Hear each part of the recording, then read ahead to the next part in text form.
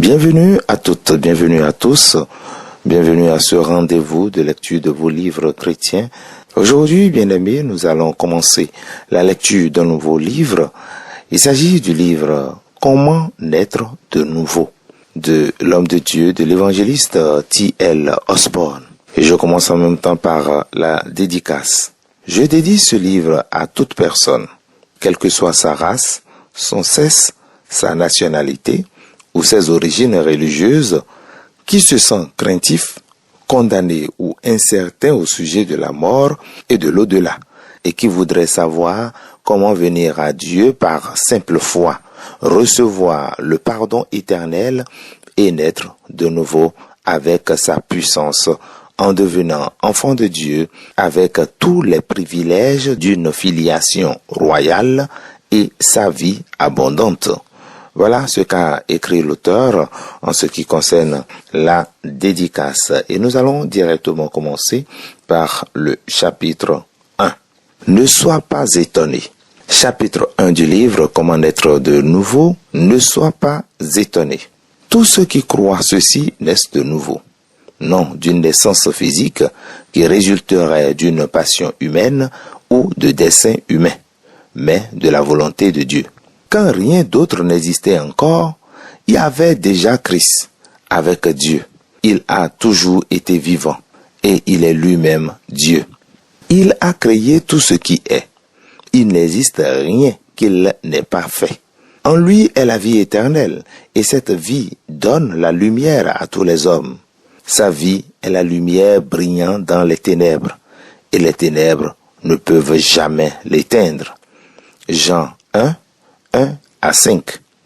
Mais bien qu'il ait créé le monde ne l'a pas reconnu quand il est venu. Même dans son propre pays, parmi son peuple, on ne l'a pas accepté. Seuls quelques-uns l'accueillaient et le recevaient. Mais à tous ceux qui l'ont reçu, il leur a donné le droit de devenir enfants de Dieu.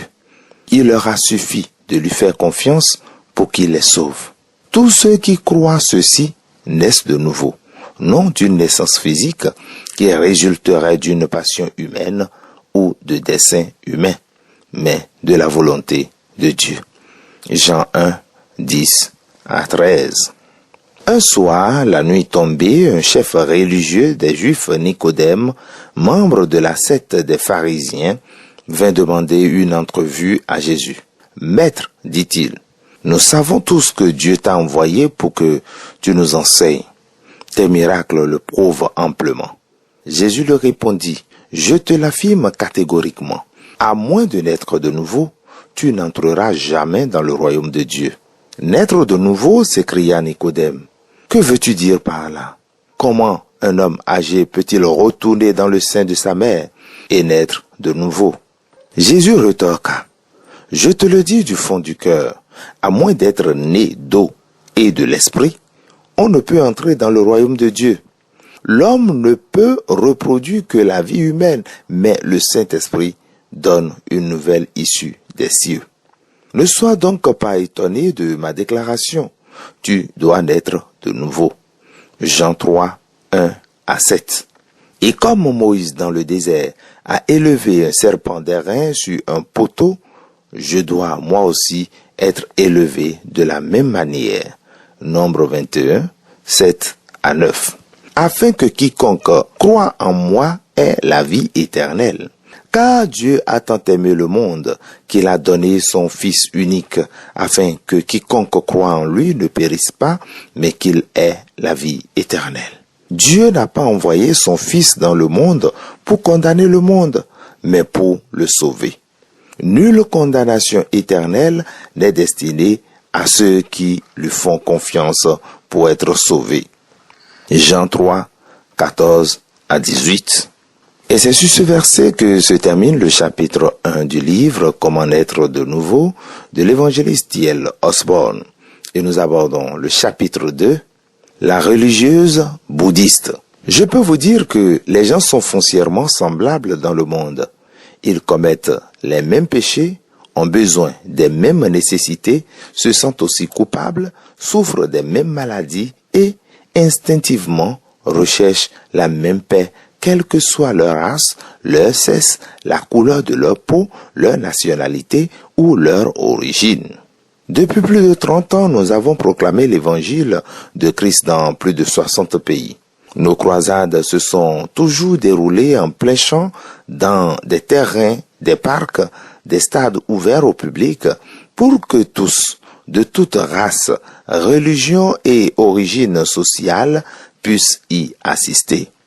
En ces 30 ans, nous avons parlé de la nouvelle naissance à des auditoires qui comptaient 10, 20, 50 ou 100 000 personnes par soir.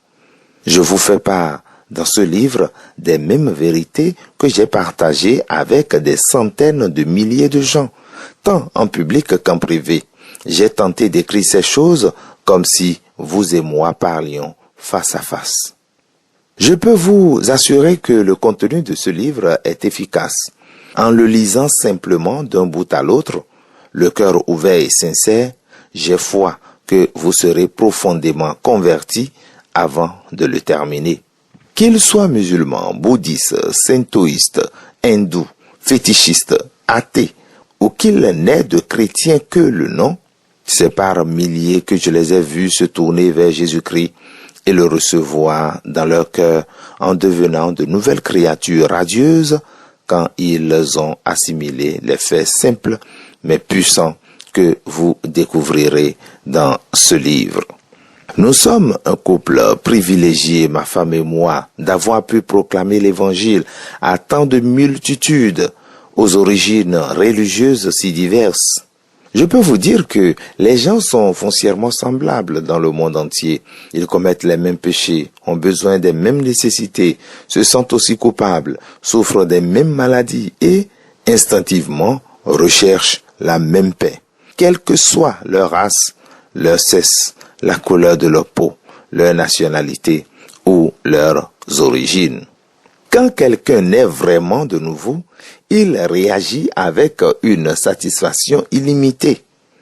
J'ai vu des milliers d'Indiens d'Amérique, d'Esquimaux, de Japonais réputés stoïques et imperturbables expérimenter le miracle de la nouvelle naissance.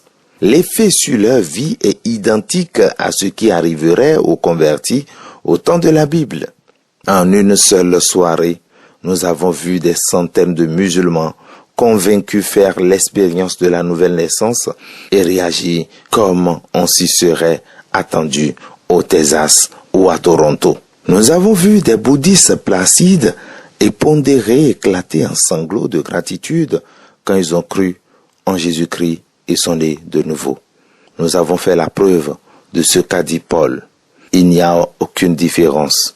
Ils ont tous un même Seigneur qui est riche pour tous ceux qui l'invoquent, car quiconque invoquera le nom du Seigneur sera sauvé. Romains 10, 12 à 13. Pendant la croisade dans le sud de la Thaïlande, une religieuse bouddhiste âgée de 74 ans naquit de nouveau. On l'avait amenée au temple toute petite et elle avait consacré toute sa vie au service des prêtres dans le temple. Notre croisade se déroulait dans une vaste palmeraie et le son amplifié par des haut-parleurs géants était parvenu jusqu'à ses oreilles. Elle se faufila hors du temple et acheta un morceau de tissu pour déguiser son identité puisqu'elle n'avait pour tout vêtement que ses habits religieux. Elle se tenait dans l'ombre, dans un coin du terrain, pour éviter d'être reconnue. Ce soir-là, j'ai parlé de la nouvelle naissance. J'ai dit que la bonne nouvelle de ce que Jésus a fait sur la croix s'adresse à nous. J'ai proclamé les Écritures, relatant comment nous étions perdus.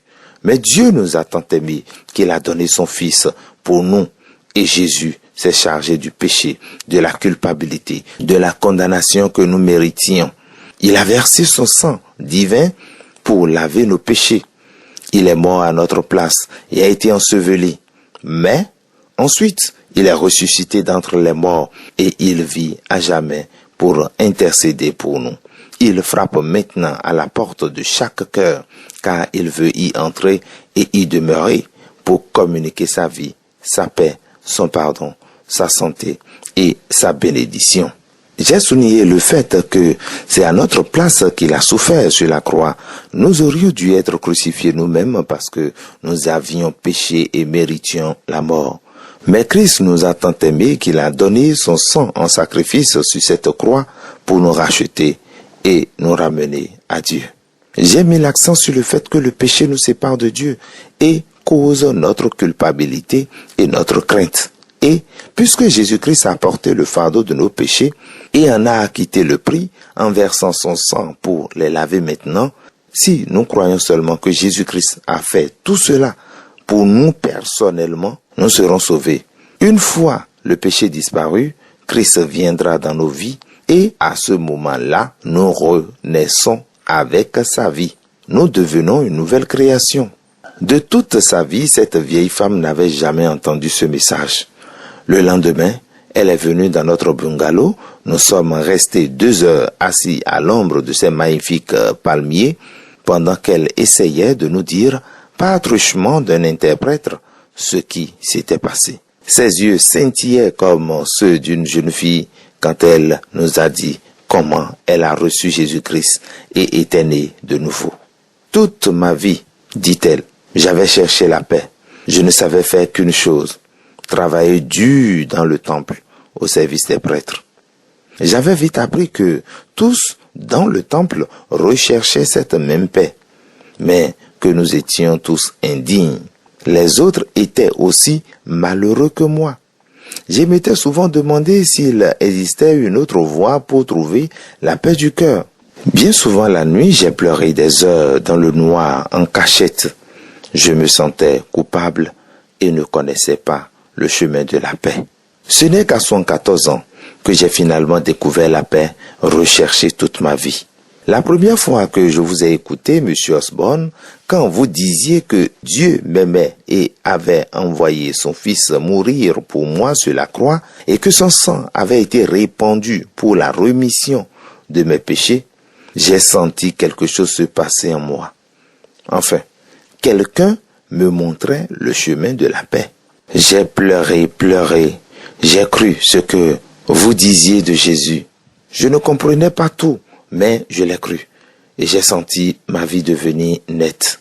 J'ai répété votre prière ce soir-là après vous. Oh, la paix qui a envahi mon cœur quand j'ai demandé à Jésus de venir dans ma vie. Mon esprit, mes pensées ont trouvé une limpidité. Mon cœur a été transformé. J'ai cessé de me sentir coupable ou honteuse devant Dieu. Je me suis senti abrité en Jésus. Jamais je n'avais éprouvé une telle paix, une telle joie. Je savais que j'étais sauvé. J'étais né de nouveau, d'une vie nouvelle. Je savais que c'était la vie de Jésus. J'ai jeté mon habit bouddhiste et je l'ai remplacé par un vêtement ordinaire. J'étais transformé à jamais. Maintenant, je consacrerai le reste de ma vie à servir Jésus-Christ, le Fils de Dieu, mon Sauveur. Comme je suis heureuse. Et la brave femme est retournée dans son village natal, leur parler de Jésus. Avant peu, elle enseignait le Seigneur à plusieurs groupes et, ensemble, ils ont bâti une salle de réunion en bambou et en chaume qui est vite devenue une église florissante dans ce village. Cette expérience, vous pouvez la connaître en lisant ce livre. Et c'est la fin du chapitre 2 et nous allons mettre une pause. Nous allons nous arrêter ici aujourd'hui et nous allons continuer la prochaine fois. Comment naître de nouveau avec l'évangéliste T.L. Osborne. Mesdames et messieurs, ne ratez aucun épisode de cette série. Alors que Dieu vous bénisse et à très bientôt pour une autre lecture.